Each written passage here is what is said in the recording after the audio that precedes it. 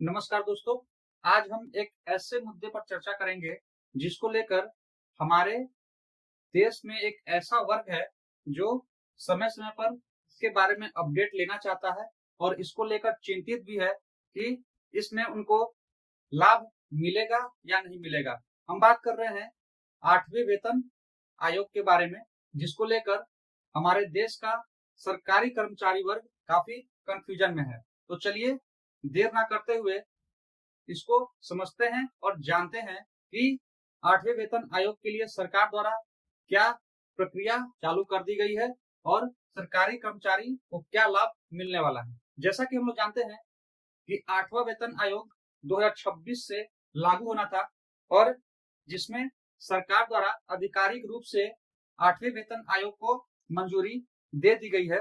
केंद्रीय मंत्रिमंडल ने 8वें वेतन आयोग के टर्म ऑफ रेफरेंस यानी कार्य सीमा को मंजूरी देते हुए यह तय किया है कि आयोग वेतन, भत्ते और पेंशन की समीक्षा करेगा और 18 महीने के अंतर्गत अपनी रिपोर्ट को प्रस्तुत करेगा। हालांकि अभी सभी चीजें पूर्ण रूप से फाइनल नहीं हुई है, जैसे अध्यक्ष का नाम और इसके कार्य करने की तिथि या प्रक्रिया।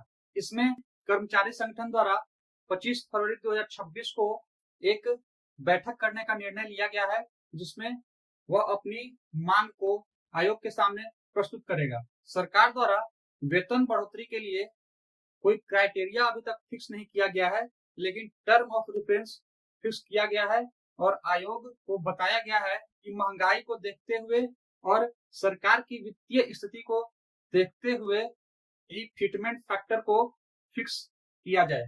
मुख्यतः हम जाने तो 8वें वेतन आयोग में बढ़ोतरी के लिए जो चीजें तय नहीं की गई हैं वह है, जैसे फिटमेंट फैक्टर कितना होगा, इसमें डीए मर्ज होगा या नहीं होगा, वेतन कितने प्रतिशत बढ़ेगा और सबसे बड़ी बात यह कब से लागू होगा।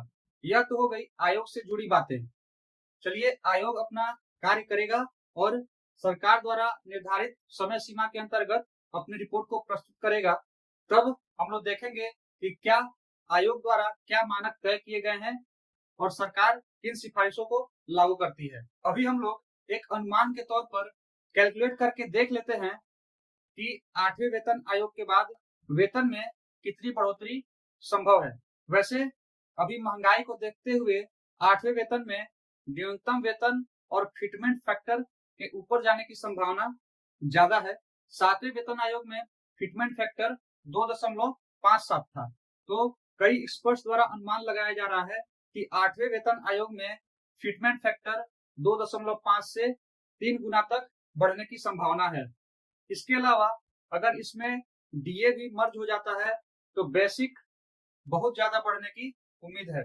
अब हम लोग एक बेसिक को लेकर अनुमान के तौर पर देख लेते हैं 8वें वेतन आयोग में किन किन फिटमेंट फैक्टर पर कितनी सैलरी बढ़ेगी।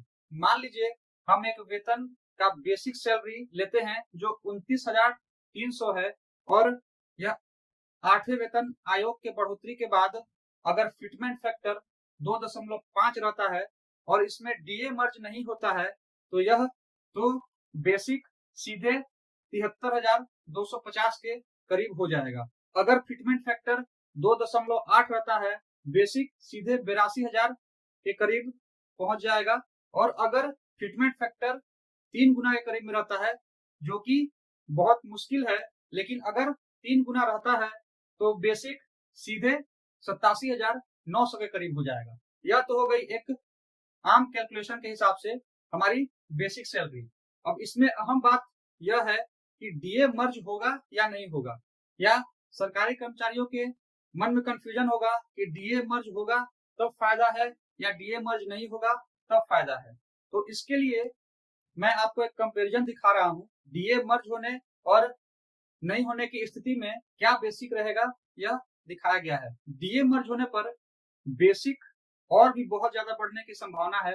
वैसे इसकी संभावना कम है कि सरकार पूरा डीए को मर्ज करेगी, लेकिन अगर डीए को सरकार मर्ज करती है तो यह सरकारी कर्मचारियों के लिए बेस्ट ऑप्शन होगा, जो कि शॉर्ट टर्म में भी और लॉन्ग टर्म में भी सरकारी कर्मचारियों को फायदा पहुंचाएगा। मिला जुला कर अगर हम कहें तो बेसिक में डीए मर्ज होने पर सरकारी कर्मचारियों को फायदा है। तो मैंने अपनी तरफ से 8वें वेतन आयोग को लेकर कई कंफ्यूजनों को दूर करने का प्रयास किया है। इस पर आप लोगों की क्या राय है कमेंट बॉक्स में जरूर बताइएगा, और वीडियो पसंद आया हो तो लाइक और शेयर जरूर करिएगा, और मेरे चैनल को सब्सक्राइब करना मत भूलिएगा। मिलते हैं आपसे अगले वीडियो में ऐसी ही जानकारी के साथ। तब तक के लिए धन्यवाद दोस्तों।